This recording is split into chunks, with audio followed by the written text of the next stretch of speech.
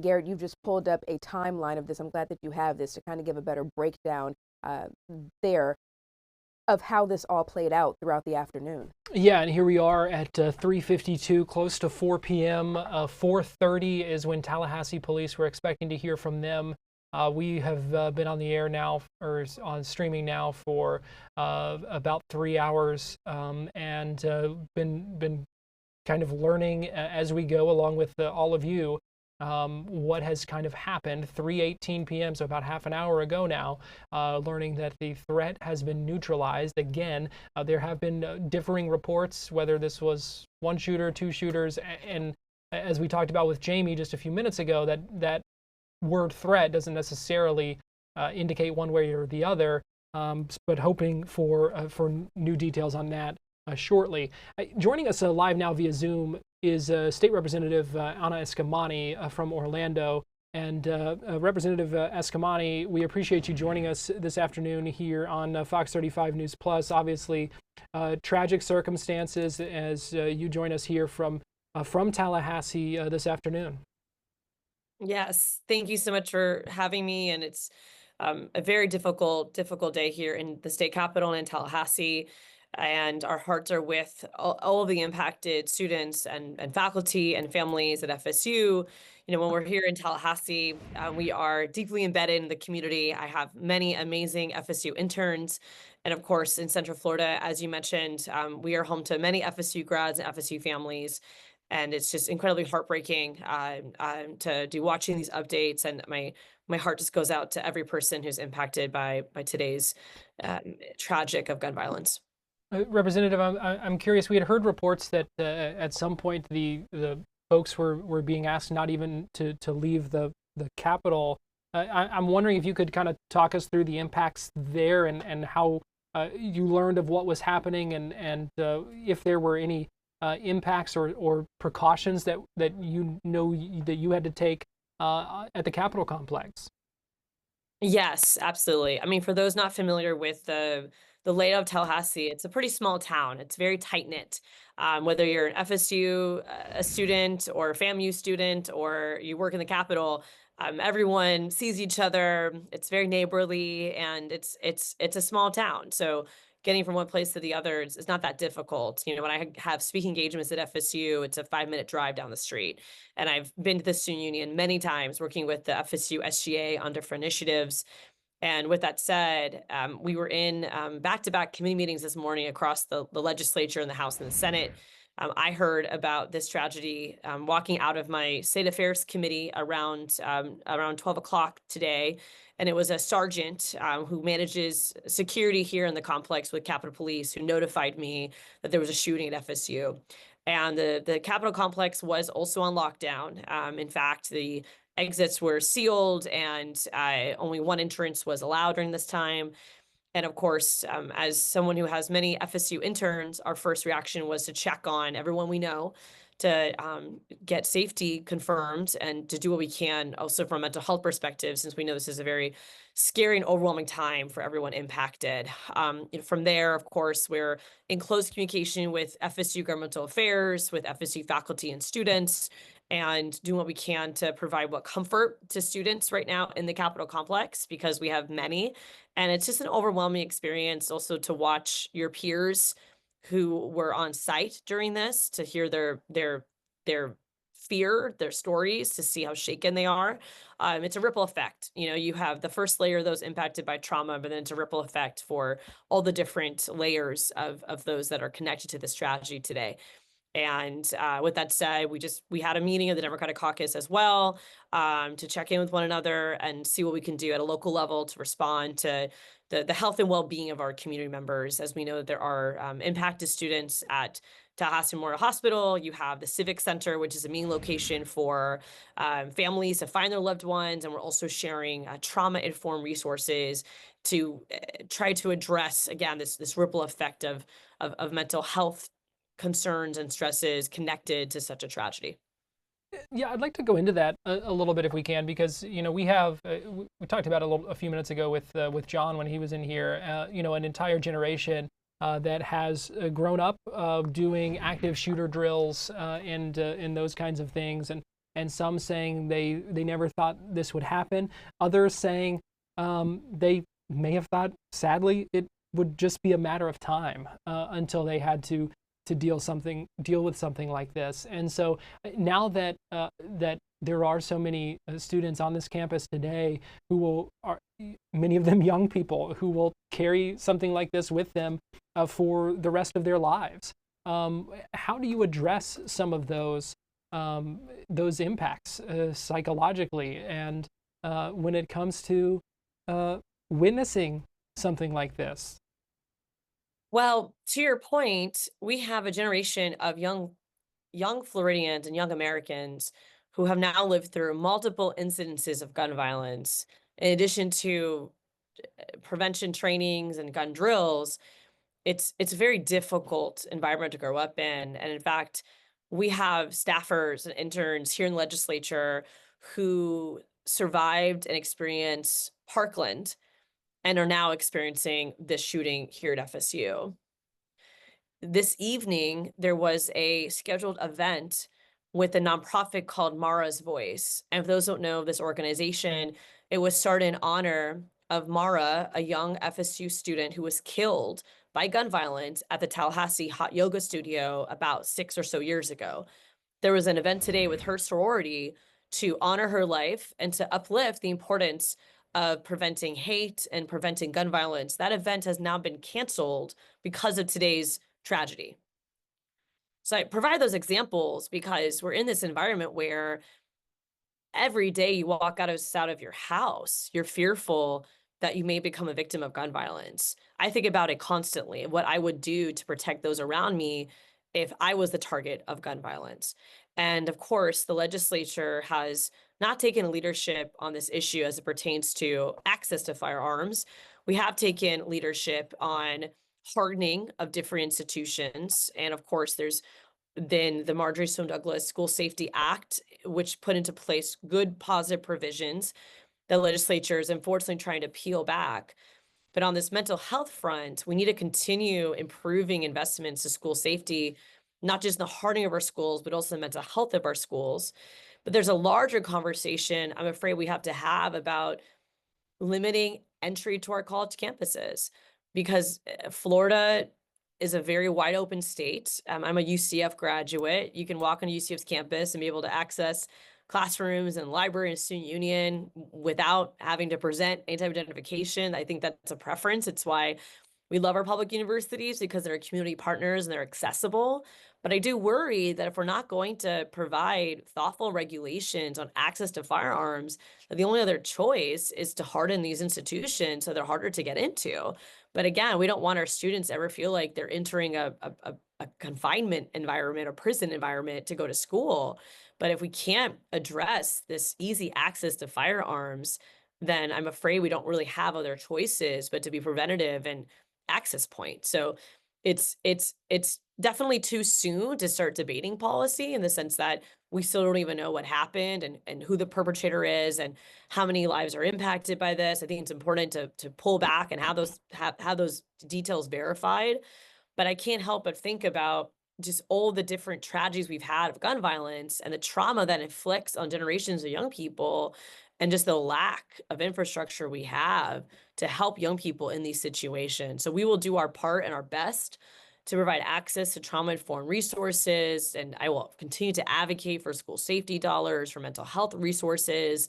But there has to be a much larger conversation from a policy lens, because this is just becoming way too common for all of us. I mean, I even look at my 35 years of existence now, living through the Pulse tragedy in Orlando, where we lost 49 angels to gun violence. But even prior to that, when I was a graduate student at UCF, I was on campus when there was the almost mass shooting at Towers, where a student was about to hurt his peers before he took his own life because his roommate saw him preparing for this act. And I'll never forget being in the student union at 11 o'clock at night working, and then seeing a flood of students come in their pajamas, just like the images at FSU of leftover picnic blankets and books on the grass because students were preparing for finals and getting ready for Easter. Students need to be able to live their life as young people, free and safe. And that's not the case in Florida right now and throughout the country. And regardless of the politics, regardless of the policy, I think something that everyone would agree on, something that people should not have, young people especially, should not have to worry about, should not have to be dealing with. The last day of classes, April 25th, just over a week away.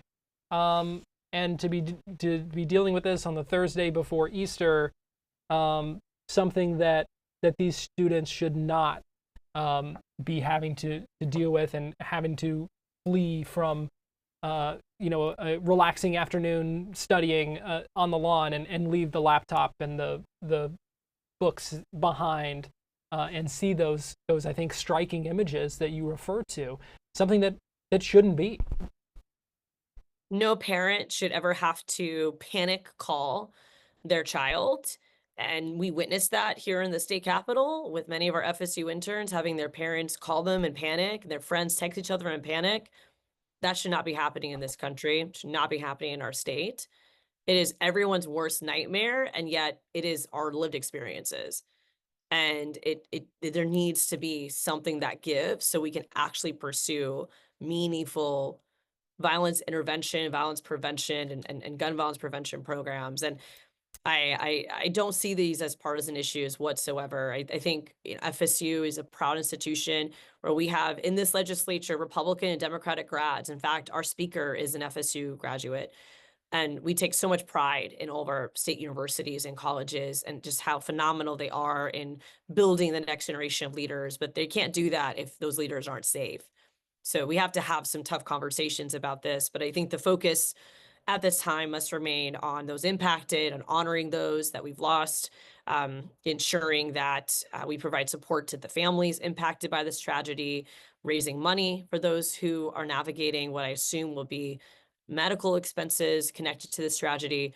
It's frustrating to say this, but as someone who has navigated the Pulse tragedy in the sense of being a second tier response and raising money for victims and helping to provide support to families that lost loved ones, we almost know what to do in this situation because we've been experiencing it so much.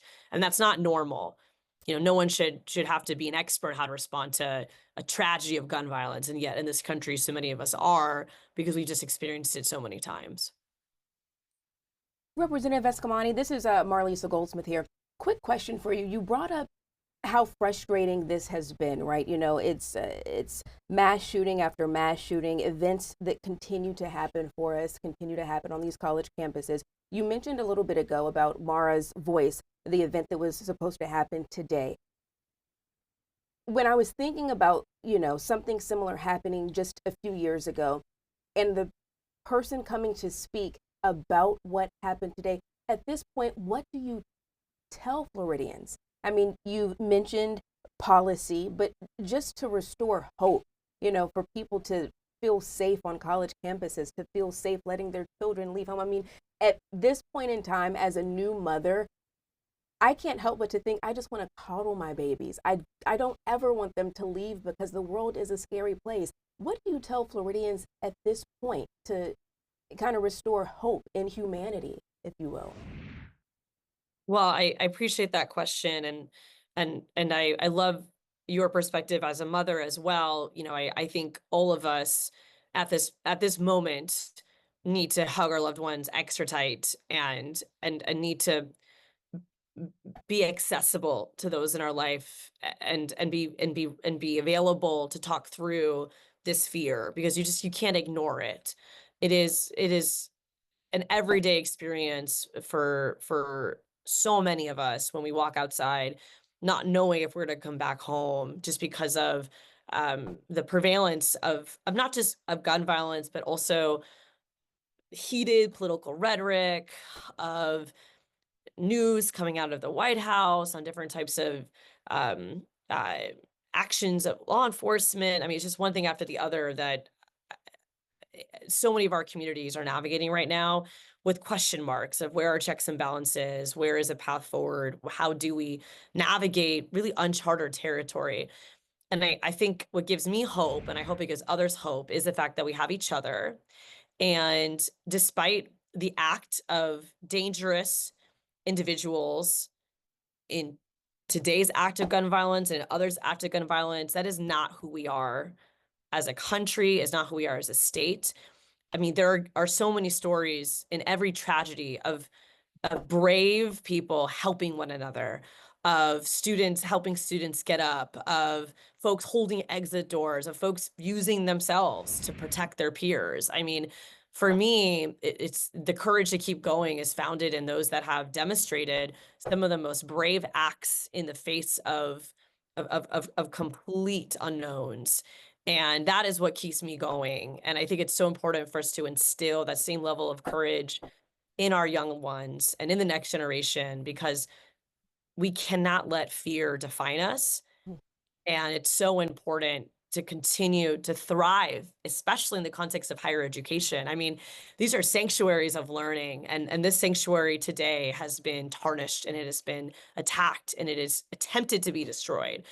But I know that the students of FSU, the people of Tallahassee and Floridians across the state, we are going to be Tallahassee strong. We're going to be FSU strong. We are not going to delay a continuation of our love for these institutions, our love for one another, and our commitment to thrive and strive forward despite the pain and losses that we will navigate today and in days and years and decades to come. Because especially when you experience deep loss, there truly is no way to overcome that.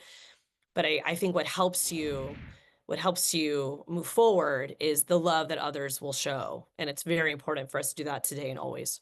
Yeah, I know a lot of people out there can really appreciate those words. Now, I know that you said because we are still on the day of this tragic incident happening, but you did mention policy, and I want to go back and revisit that point. I imagine with all of the tragedies that have happened since you've been in your position, that this is not the first time you've thought of this or the first time you've spoken about this. I'm curious to know what has been the response of bringing up policy when it comes to making it a little bit tougher or establishing regulations for people to gain access to these college campuses. Well, in the context of college campuses, to your point, we've unfortunately have had tragedies already in Florida, and we've also have had threats to different educational institutions, and not just higher education, but to be clear, also Jewish schools. Mm. We have had, of course, one of our HBCUs targeted in Jacksonville. One of our private HBCUs was targeted by a white supremacist in Florida a few years ago. So we have these examples of tragedy, of domestic terrorism happening in our state. And oftentimes the legislature will respond in different ways. But I will say one area where we've seen strong results has been funding for security. And so the legislature has provided funding for school hardening. We can do a lot more at the local level. I would say that many of our school districts that are working to harden their facilities have faced obstacles due to funding. So, for example, a lot of parents have wanted to see metal detectors available at schools, other types of high technology that don't impede the student experience by delaying access to a school, but also, of course, checking to make sure that no firearms are being brought onto whether it's K to 12 or higher ed, and those cost a lot of money.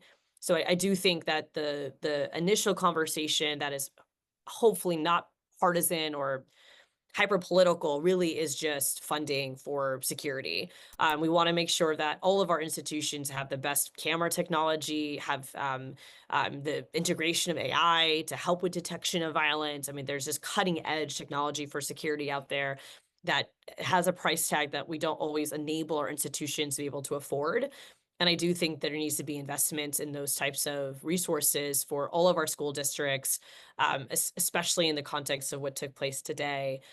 So I'm hopeful there'll be movement in that arena. The other piece of this too is mental health, is ensuring that we're working to detect, especially not necessarily in today's tragedy because we're still waiting for more information, but we do know there's been other situations in the K to 12 environment of individuals turning to violence or even threatening violence.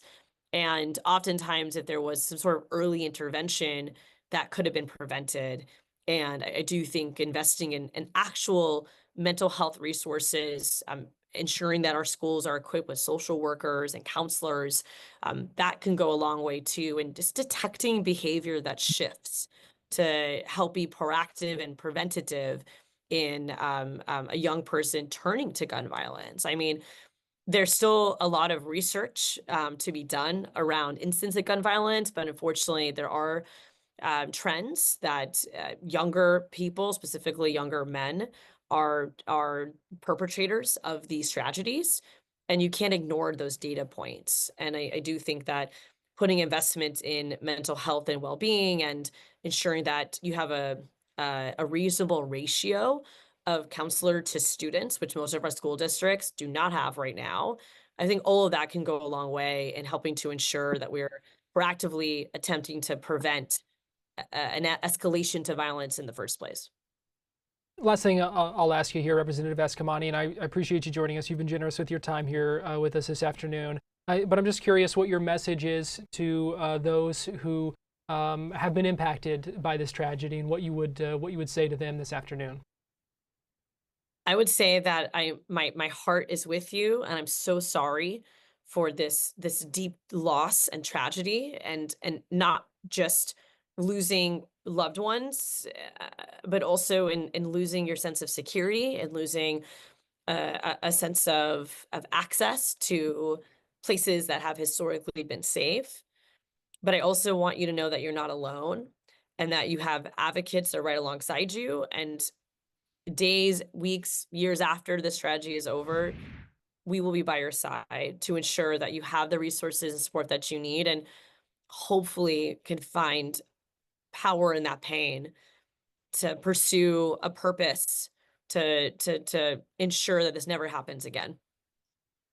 All right, Representative Anna Eskamani from Orlando, we appreciate you joining us live from Tallahassee this afternoon on a sad day and a tragic day, and still don't even know the full scope of it, but we appreciate you joining us here on Fox 35 News Plus. Thank you for having me.